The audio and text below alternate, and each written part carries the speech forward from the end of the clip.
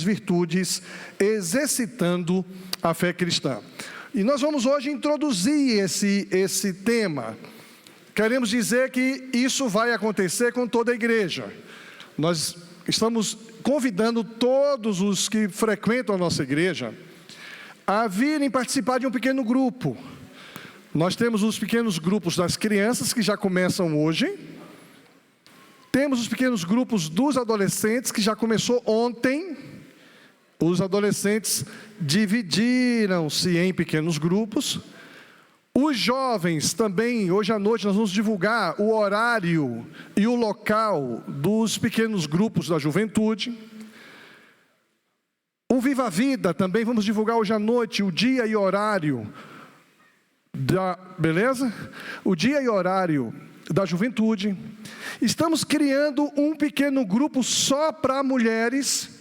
Por exemplo, você está bem conectado no Viva a Vida, bem conectado nos casais, mas você não tem conexão com nada disso e você quer vir para um grupo só de mulheres. Vamos ter um grupo só de mulheres, vamos comunicar hoje à noite o dia e o local e a hora. E um outro só para homens, homens que às vezes a esposa não frequenta, esse homem não vai participar como casal de nenhum dos PGs, aí você vai vir para um pequeno grupo só de homem. Então, nós estamos pequeno grupo só de homem, pequeno grupo só de mulher e pequeno grupos de casais. Nós vamos ter mais de 6 PGs para casais.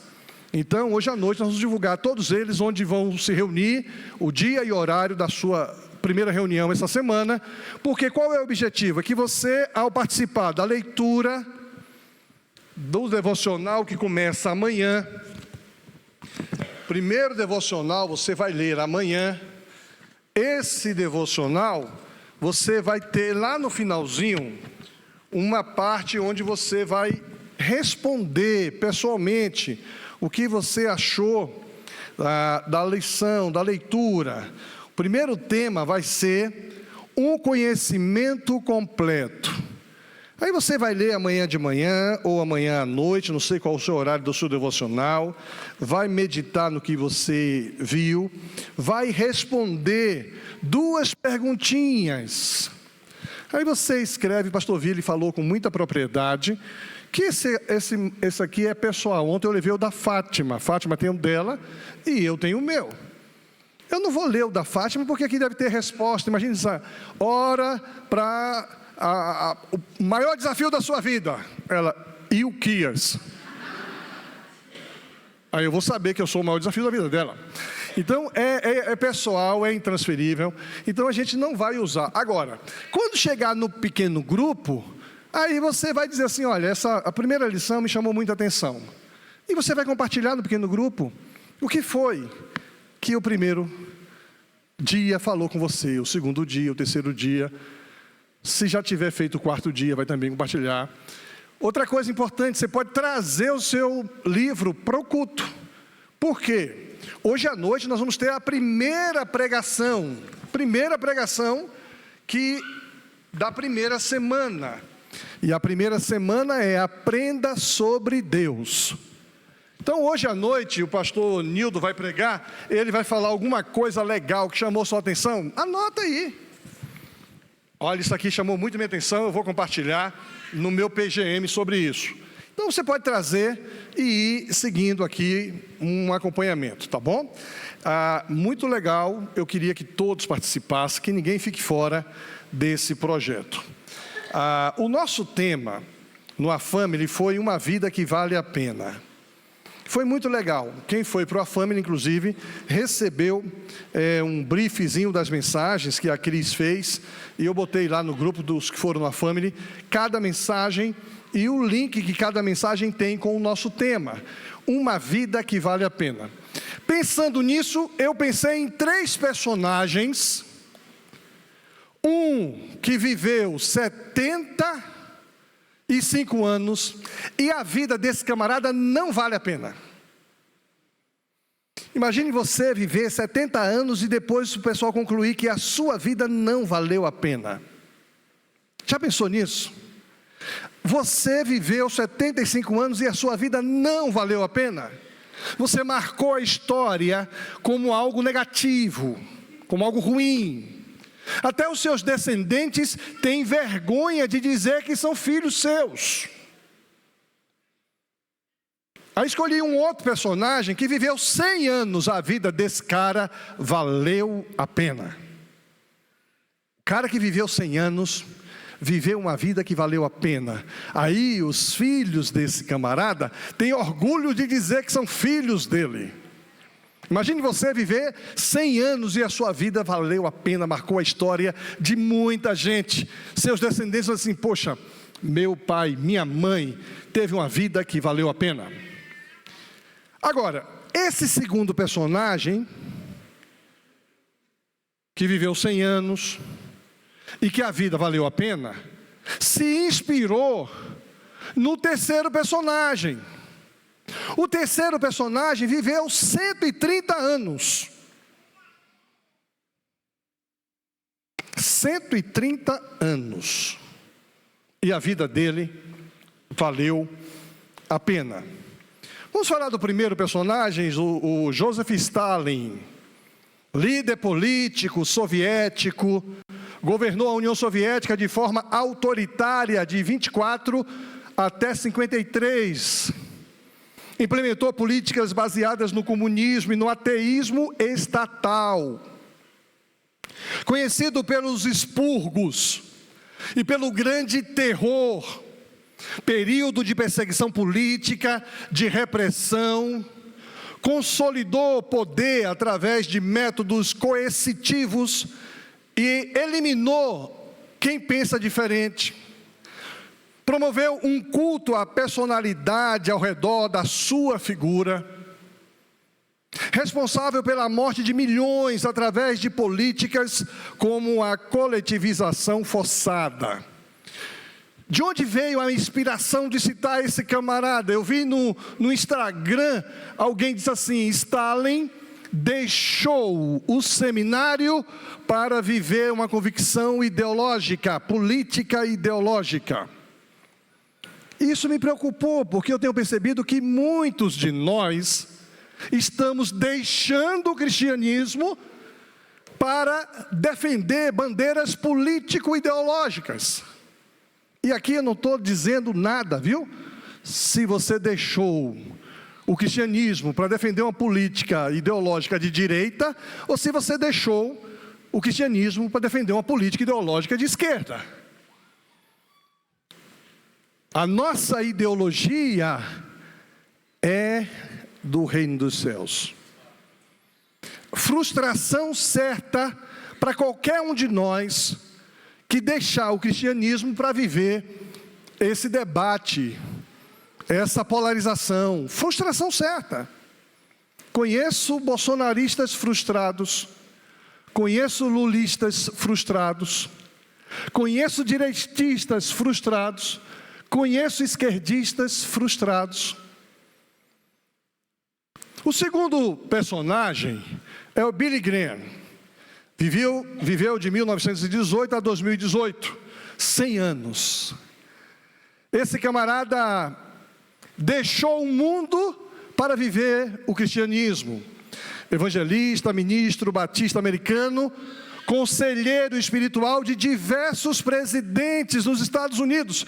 E vocês sabem que nos Estados Unidos nós temos lá só 2 partidos: a Arena e o MDB. Já denunciei minha idade aqui. Isso, eu estava esquecido, por isso que eu falei isso, esperando que uma pessoa que tem uma mente brilhante me ajudasse.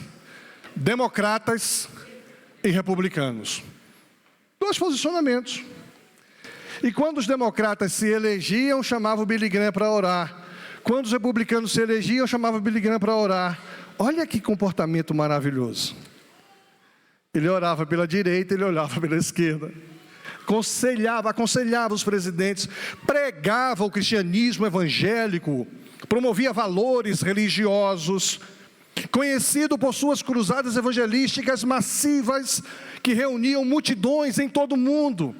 E eu ainda conheço gente que esteve na cruzada ali no Maracanã. Primeira vez que os evangélicos lotaram o Maracanã na história. Cruzada Billy Graham. Milhares de pessoas entregaram a vida a Jesus naquela cruzada. Influenciava através de persuasão religiosa e apelo moral. Evitava polarização política extrema. Ele tinha o posicionamento dele. Ora ele apoiava um projeto daqui, ora ele apoiava um projeto dali, mas ele evitava a polarização. Promoveu reconciliação racial nos Estados Unidos. Recusou-se a pregar para audiências segregatórias. Então, vamos fazer aqui um culto em favor de não sei o quê. Vamos chamar Billy Graham. Ele não ia, porque essas pregações tinham um lado político, ideológico. Ele não fazia isso. Responsável pela salvação de milhões através da pregação do Evangelho e ação social que resultou na coletivização voluntária. O outro era uma coletivização obrigada, coercitiva. Essa, uma coletivização solidária, voluntária. As pessoas escolhiam estar com ele. Alguns contrastes fundamentais entre os dois. Primeiro, há um contraste de ideologia. Stalin promoveu o ateísmo estatal, enquanto Billy Graham dedicou sua vida à evangelização cristã. Olha que proposta maravilhosa. Você é de Lula ou de Bolsonaro? Eu sou de Cristo. Percebeu?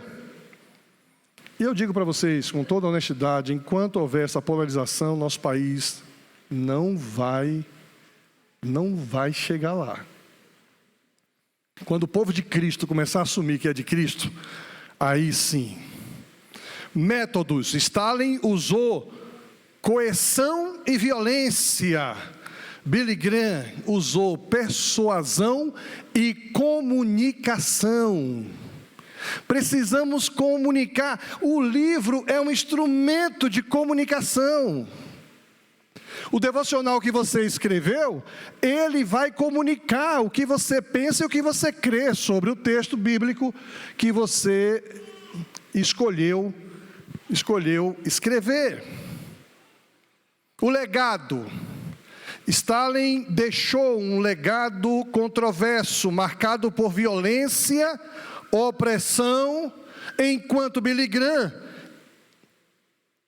é amplamente respeitado como figura religiosa influente que trabalhou nas mais diferenciadas áreas da sua existência. Quanto à liberdade, Stalin suprimiu liberdades, Billy Graham defendia a liberdade religiosa, a liberdade de consciência e a liberdade de expressão. Isso é princípio batista. Você tem o direito de crer em que você quiser crer. Inclusive, a própria livre interpretação da Bíblia é um princípio batista. Pastor, interprete essa Bíblia diferente do senhor. É mesmo? É. Tá bom. Se é perigoso, eu digo, olha, é bom você considerar melhor essa sua interpretação. Tem alguma coisa aí esquisita. Você considerou tal coisa? Não. Considere, leia e vê em que lugar se aplica isso. O senhor tem razão. Ou então, eu continuo crendo assim. Amém, meu irmão, e somos irmãos. Vamos continuar juntos. Esse é o princípio batista. Estas duas figuras representam abordagens diametralmente opostas de influência social, de liderança. Uma base na força e o outro na base da persuasão moral, religiosa, espiritual. Eu trago então dois personagens, um que a vida não valeu a pena e a história está aí, quase 100 anos depois, e é uma negativa para a humanidade. Um que deixou o seminário, foi estudar no seminário, estudar a palavra de Deus, resolve abandonar isso para se dinamizar política, ideologicamente, e causou a morte de milhares de pessoas. Um outro que deixou o mundo, veio para o cristianismo e produziu a salvação e a vida eterna para milhares de pessoas. A sua vida, até aqui, é uma vida que vale a pena? O que você vai fazer da sua vida daqui para frente? É algo que vai valer a pena? Que legado você vai deixar para as gerações que virão depois de você? Seus filhos, seus sobrinhos, seus primos, seus amigos. Para que a nossa vida valha a pena, precisamos de algumas virtudes. E estas virtudes, elas nos levarão a exercitar os princípios e valores cristãos de tal maneira que o nosso viver vai valer a pena. Eu fico muito feliz, depois de 28 anos de ministério nesse lugar, quando eu vejo algumas pessoas que eu vi chegar, vi namorar, casei, apresentei os filhos, e um dia desse eu estava brincando, aí disse, olha, já estou pronto para morrer. E uma disse, você não pode morrer enquanto não casar minha filha. Foi você, né, Silvia? Eu ia morrer, o ano passado o Silvia não deixou. Você não pode morrer enquanto não casar minha filha, porque você me casou, você apresentou minha filha. Agora veja, quem vocês acham que vai escolher o pastor que vai casar? A mãe ou a filha? É a filha, gente. Aí, no dia do casamento da Helena, ela vai escolher, por exemplo, pastor Vilibaldo. Mas eu vou estar lá, Silvia, vou olhar para você assim, ó, vou fazer a oração silenciosa. De cá eu vou estar abençoando aquela união lá. E se eu já estiver na glória, de lá eu estarei celebrando a minha vida cristã. Virtudes, exercitando a fé cristã. Quando exercitamos a fé cristã, a gente começa a vivenciar uma vida que vale a pena. Então, nesse momento, eu queria fazer um chamado a você. O chamado é para que você cresça espiritualmente. Um chamado ao crescimento espiritual. É isso que essa campanha vai produzir em nós. Você vai crescer espiritualmente. E você que está aqui, você que está em casa, se envolva com esse chamado. Vamos para cima. Vamos enfrentar os desafios. Essa campanha, ela está baseada na segunda carta do apóstolo Pedro. E eu quero ler com vocês alguns textos de Pedro, capítulo 1 da segunda carta, versículo 3, diz assim: Deus, com o seu poder divino, nos concedeu tudo de que necessitamos. Vamos ler todos juntos essa parte em negrito? Nos concedeu. Obrigado por corrigir a minha leitura. Nos concede. Nos concede. Ele já nos concedeu. Nos concede tudo aquilo que nós necessitamos para uma vida de devoção pelo conhecimento completo daquele que nos chamou para si, por meio de sua glória e excelência. Primeiro confronto que já temos aqui: você não é chamado para viver para si mesmo. Você é cristão, você é chamado para viver para Ele. Ele nos chamou para vivermos para Ele. Por isso que Billy Graham fez uma diferença enorme na sociedade. E por causa da sua glória e excelência, Ele nos deu grandes, preciosas promessas. São elas que permitem a vocês participar da natureza divina. Minha primeira produção teológica, eu era adolescente. Primeira produção teológica minha, pessoal, eu nunca tinha estudado teologia. Essa expressão, participar da natureza divina, me fez pensar, o que é isso?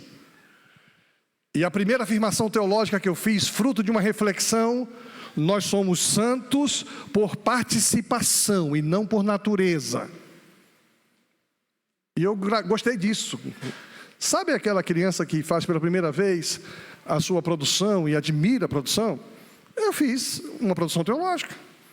Somos santos por participação. Qual é a base bíblica? Pedro, nós participamos da natureza divina, e Ele é santo por natureza. Por natureza nós somos pecadores.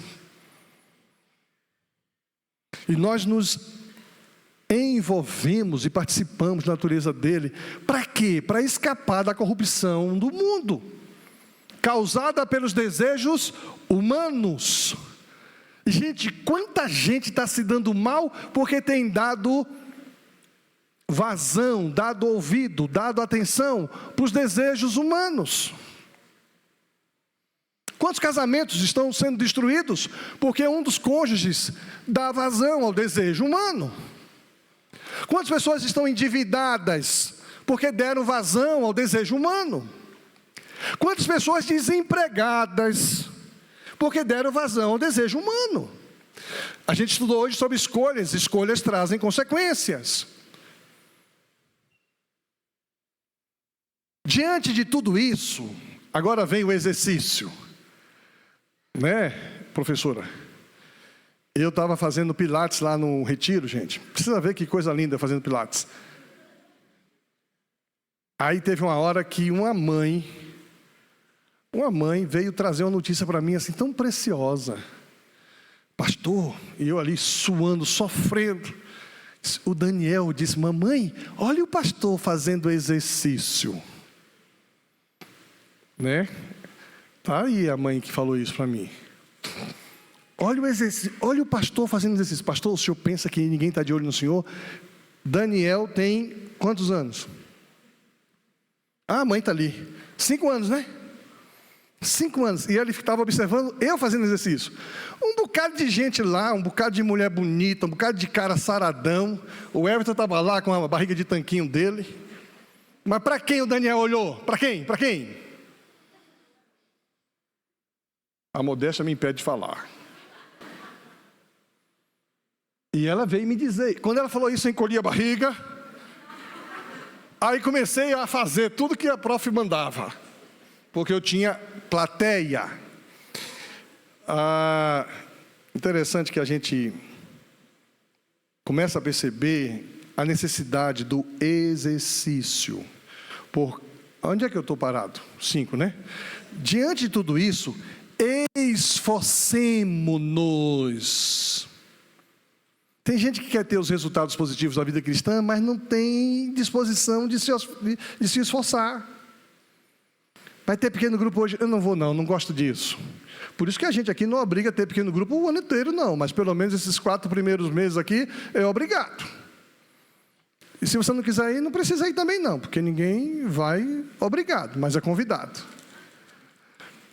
Esforcemo-nos ao máximo para corresponder. Eu não sei se você viu o detalhe na capa do livro, mas na capa do livro tem um peso, significando, lembra lá do pastor Paulo? Significando maratonismo. Ele levanta a maratonismo não, marombismo. Então é preciso que haja um esforço ao máximo para corresponder a essas promessas. Existem promessas, as promessas incidirão sobre sua vida, mas se esforce ao máximo para corresponder a essas promessas. Acrescente, aí começa o negócio, acrescente a fé, a excelência moral. Você crê, você já tem fé. Acrescente a fé, a excelência moral. O conhecimento. Ao conhecimento, o domínio próprio. Ao domínio próprio, a perseverança. A perseverança, a devoção a Deus. A devoção a Deus acrescente a fraternidade. E a fraternidade acrescente o amor. Quanto mais crescerem nestas coisas, mais produtivos e úteis serão no conhecimento completo de nosso Senhor Jesus Cristo. Mas aqueles que não se desenvolvem desse modo, presta atenção agora. Está preparado para levar uma cacetada agora na cabeça?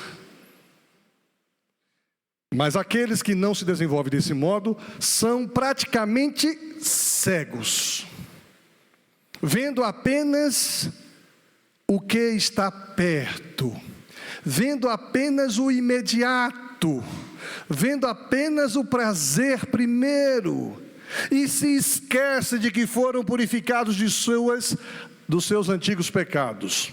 Por isso, irmãos, trabalhem ainda mais arduamente para mostrar que de fato estão entre os que foram chamados e escolhidos.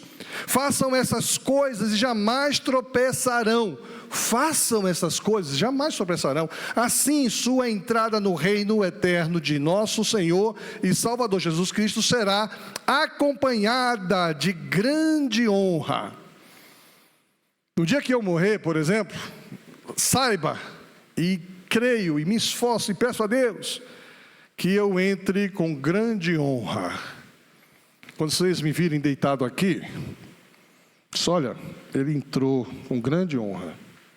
Que Deus tenha misericórdia de mim e me preserve, porque eu gostaria de entrar lá na eternidade com grande honra, pastor Valmoci. Grande honra, podendo repetir as palavras do apóstolo Paulo: combati o bom combate, acabei a carreira, guardei a fé. Billy Graham entrou com grande honra, assim como Josué entrou na terra prometida, entrou com grande honra. Eu olho, por exemplo, que essa segunda carta do apóstolo Pedro enfatiza que Deus já nos concedeu tudo o que precisamos para crescer espiritualmente. Nós, no entanto, precisamos de esforço e compromisso. Não há espaço no reino de Deus, não há espaço para o cristianismo, se você não quiser se esforçar. Se você não se esforçar, você vai direto para o outro lado. Você tem que voltar. Você tem que fazer um esforço para chegar lá. Então, quando eu olho, por exemplo, para essa entrada triunfante na glória, eu me lembro da entrada triunfante do povo de Israel lá na terra de Canaã.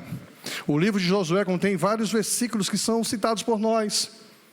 E eu queria usar aqui nessa manhã a vida de Josué para ter Josué como um exemplo. Josué é um exemplo bíblico. Eu disse que falaria de 3 personagens: um, que a vida não valeu a pena; o outro, que a vida valeu a pena; e eu disse que esse outro usou a vida de Josué como inspiração. Eu e você somos desafiados a usarmos a vida de Josué, que é uma vida bíblica como inspiração, e a vida de Billy Graham como inspiração. Olha, o texto de Josué tem alguns versículos que todo mundo, todo cristão que já tem mais de 3 anos de vida cristã, sabe de cor. Alguém diga um versículo de Josué aí.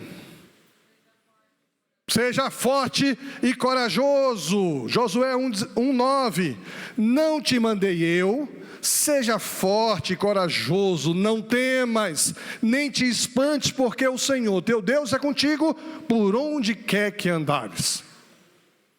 A gente tem que saber esse texto. Na hora do medo, e a gente tem medo; na hora da fraqueza, e a gente é fraco; na hora da dificuldade, esse texto faz uma diferença. Às vezes eu estou meio borocochô, e aí tem um desafio pela frente, aí eu lembro desse texto: seja forte e corajoso. Aí muda a postura, levanta a cabeça, vou para cima. Ontem eu vivi essa experiência. Sexta-feira saí daqui 7h40, 7h30 da noite, descendo mesa. Eu, Vilibaldo, veja, 3 homens, guerreiros. Eu, Vilibaldo e Juliano. Estávamos tendo uma reunião. Amanhã é o almoço das mulheres, e as mesas não estão aqui. Eu chamei os 3, vamos fazer exercício. Gente, você sabe o que é descer com aquela mesa pesada? Uma de cada lado? Descemos. Parabéns, né? Obrigado. Aí saí daqui e fui fazer uma visita. Saí da visita, cheguei em casa perto de 11 horas da noite.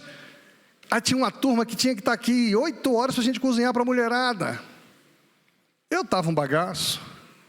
Vocês acham que eu queria acordar ontem, 6:30 da manhã? Josué, seja forte, mudou tudo. Corajoso, levantei. Saí daqui ontem, era quase 5:30 da tarde, ainda fui fazer 2 visitas. E esse texto me estimula, você precisa ter esse texto em mente. Outro texto de Josué que chama a nossa atenção: não se aparte da tua boca o livro desta lei, antes medita nela dia e noite, para que tenhas cuidado de fazer conforme tudo quanto nele está escrito, porque então farás prosperar o teu caminho, e então prudentemente te conduzirás. Todos nós queremos ser prósperos. Todos nós queremos que o nosso trabalho produza o resultado esperado. Todos nós, quer ter prosperidade? Medita na lei do Senhor. Outro texto de Josué que me chama a atenção: porém, se vos parece mal servir ao Senhor, escolhei hoje a quem sirvais. Se aos deuses a quem serviram vossos pais, que estavam além do Eufrates, ou aos deuses dos amorreus, em cuja terra habitais, eu e a minha casa serviremos ao Senhor. Todo mundo conhece esse texto. Palavras de Josué. Outra frase de Josué que me chama a atenção: tão somente ser forte e muito corajoso, para teres o cuidado de fazer conforme toda a lei que meu servo Moisés te ordenou. Interessante que Deus sempre usa vultos do passado, que são referência, para demonstrar para nós que é possível sim. Sua vida vai valer a pena se você olhar para Billy Graham e olhar para Josué, assim como Josué olhou para Moisés. Mas se você fizer conforme toda a lei que meu servo Moisés te ordenou, não te desvie dela nem para a direita e nem para a esquerda, para que prudentemente te conduzas por onde quer que andares. Interessante que eu não sou... Veja, aqui já é um texto para combater a polarização. Né? Combater a polarização. E por fim,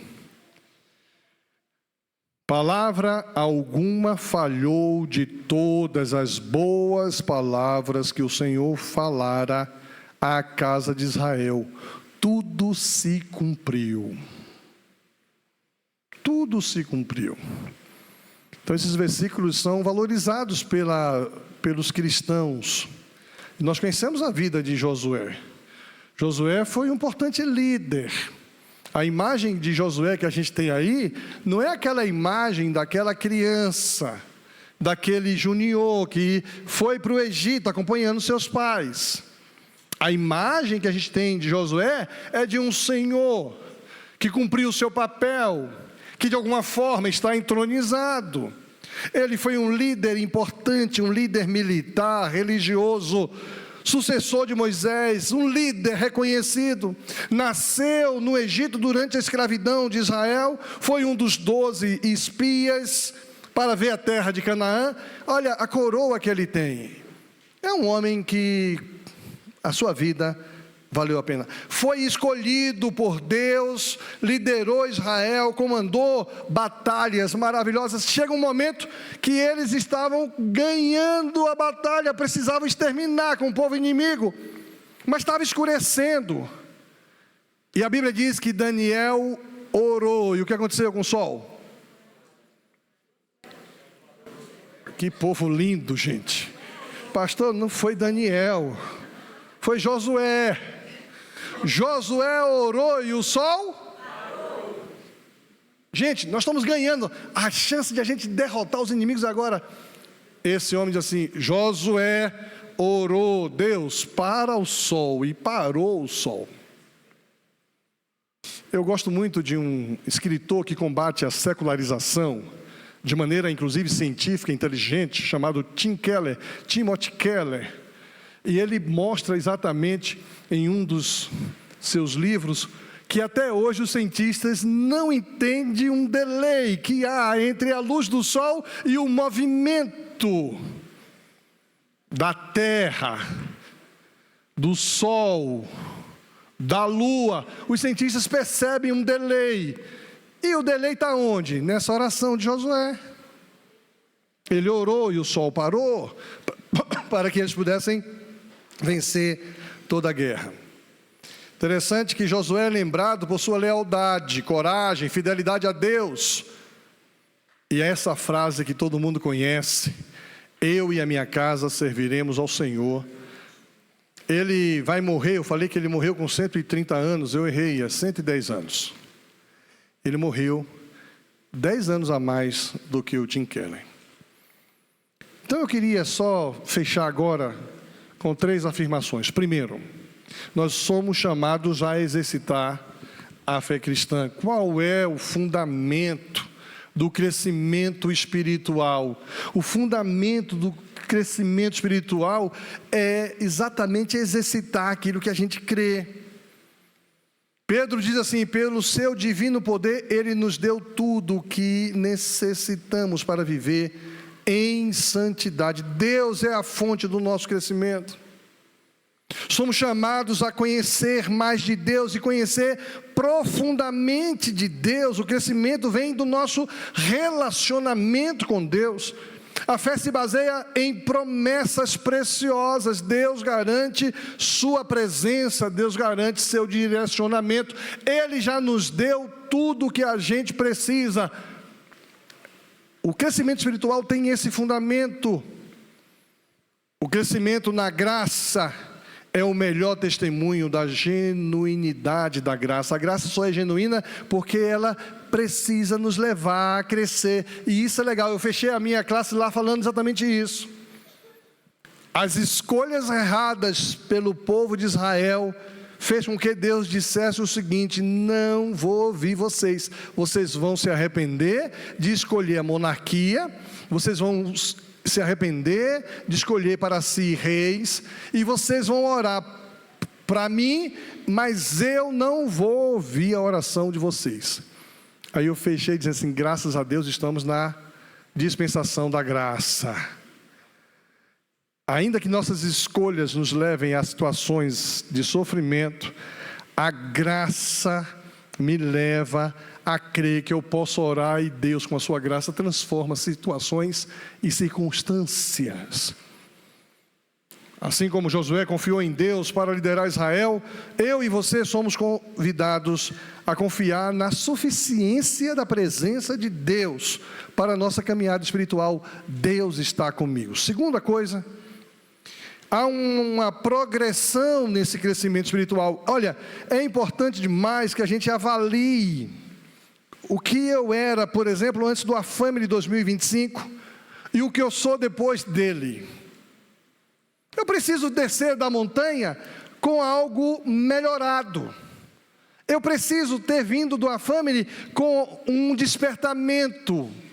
Eu preciso de crescimento, de progressão. Por isso que o texto de Pedro nos estimula: esforcem-se para acrescentar, para melhorar. Você não pode ser o mesmo crente que você era em 2024. Você precisa ser melhorado. Você não pode ser o mesmo pai, a mesma mãe, o mesmo filho, o mesmo pastor. Você precisa ser melhor. Você tem que ter um esforço, um exercício que leve você a crescer e você se avaliar a si próprio. Por isso que eu uso sempre aquela expressão, né? O diabo é ruim, Deus é bom e nós estamos todos melhorando. Mas onde? Estou aqui. Lembra que Paulo vai dizer que não sejam como criança, só tomando leitinho? E a gente falou hoje pela manhã que tem muita gente que não lê mais a Bíblia. Vou ali ouvir o pastor. E tudo que lê é o que projetou da Bíblia. É preciso que haja uma intencionalidade de crescimento. Eu preciso crescer na minha fé, na bondade, no conhecimento, no domínio próprio, na perseverança, na devoção, na fraternidade, no amor. Eu tenho que crescer nessas coisas.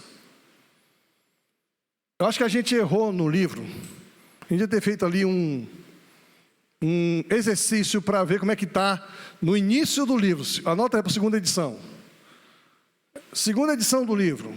Vamos começar com uma pesquisa que vai mostrar qual o nível de maturidade da tua fé, da tua bondade, do conhecimento, do domínio próprio, da perseverança, da devoção, da fraternidade, do amor. Começar a campanha fazendo esse exercício, vai descobrir de 0 a 10 em que nível você está. Já que eu não botei no livro, faça uma avaliação. Faça uma avaliação. Anote aí, olha, pastor, no início do livro, eu estava de 0 a 10 em 3 na fé. Fechei o livro agora em 6. Falei, eita, servo bom e fiel. Foste fiel no pouco, sobre o muito te colocarei. Crescimento intencional, você tem que crescer.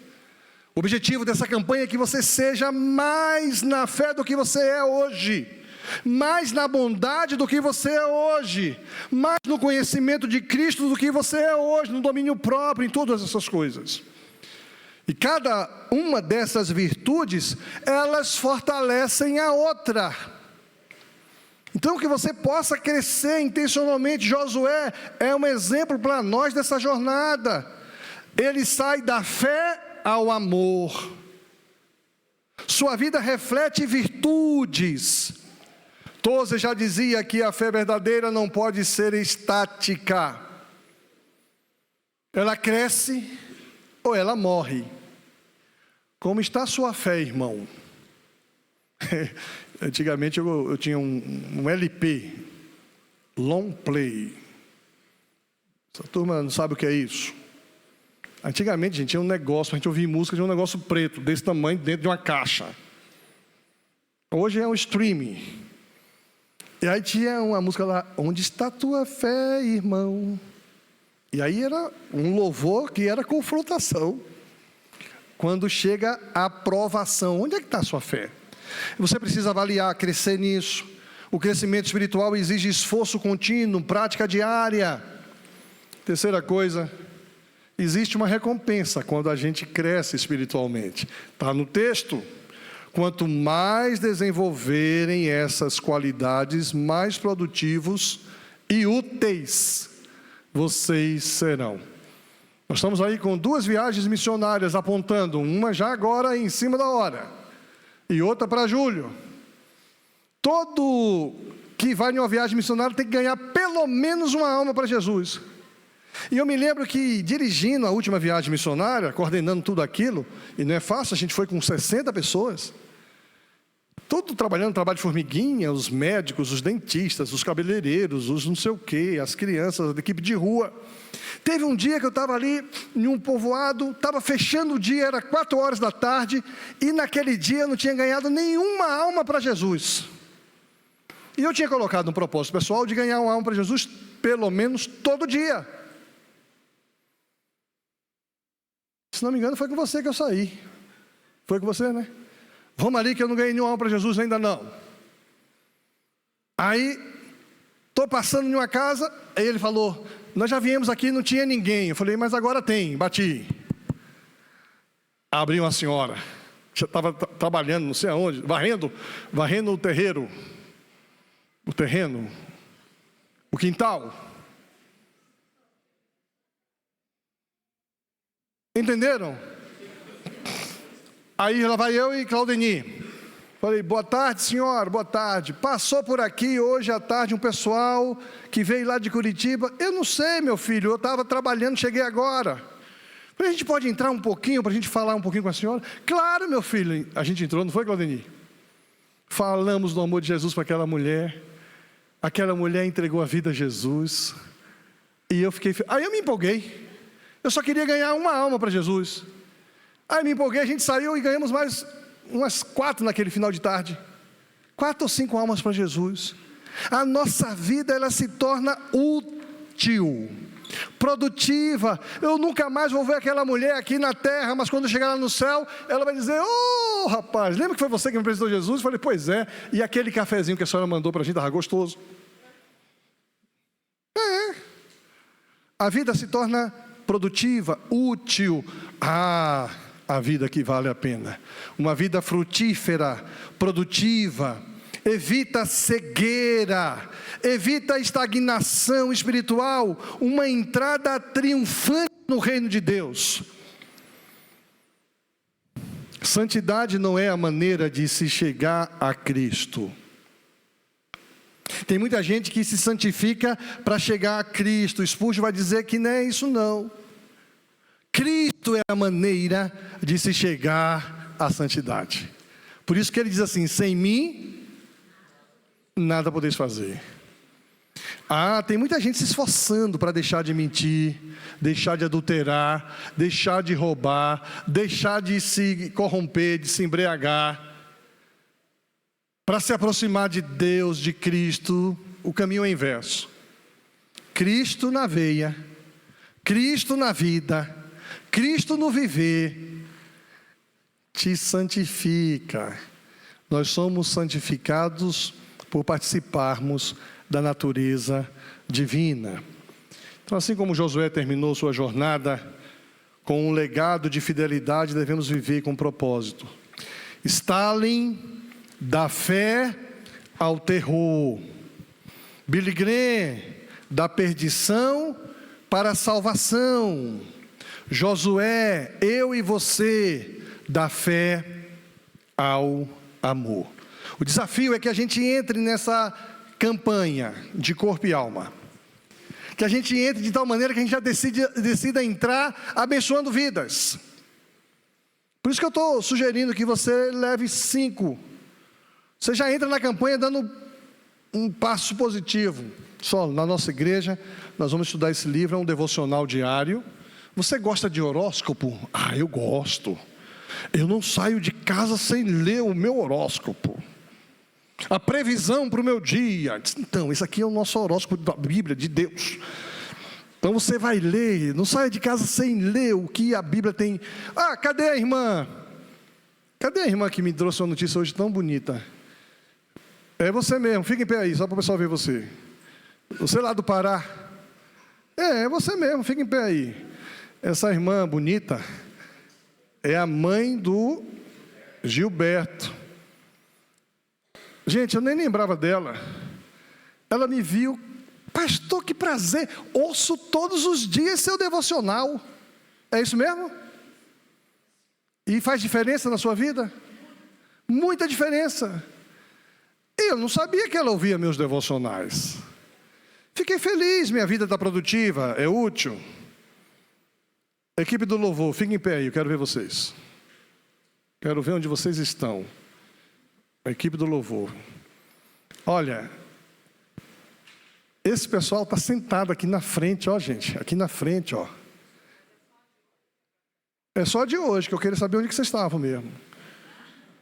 Né? Ali atrás tem 2. Venham aqui para frente.